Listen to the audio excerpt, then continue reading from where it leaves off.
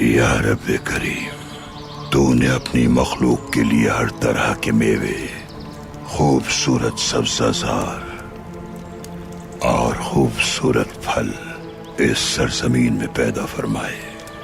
تو ہی ہے جس نے ایک چیونٹی سے لے کر تابناک سورج پیدا کیا اور انہیں ہمارے لیے سود مند بنایا۔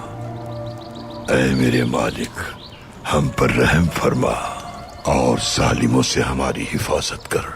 یا رب، تو نے ہی کنویں میں پھینکنے والوں سے یوسف علیہ السلام کو پناہ دی۔ تو نے ہی حضرت یونس علیہ السلام کو مچھلی کے پیٹ میں سلامت رکھا۔ خاتم النبیین محمد مصطفیٰ کو مکڑی کے جال کے ذریعے بچایا۔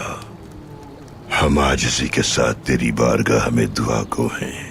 جو تیری راہ میں جہاد کرتے ہیں اور دین کی خاطر برسر پیکار ہیں، انہیں تنہا نہ چھوڑنا کبھی۔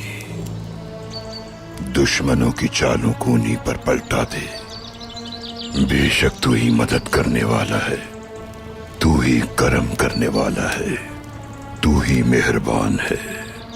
رحم فرما ہم پر۔ خاتم النبیین کے صدقے میں دعاؤں کو اپنی بارگاہ میں قبول فرما، قبول فرما، قبول فرما۔ آمین۔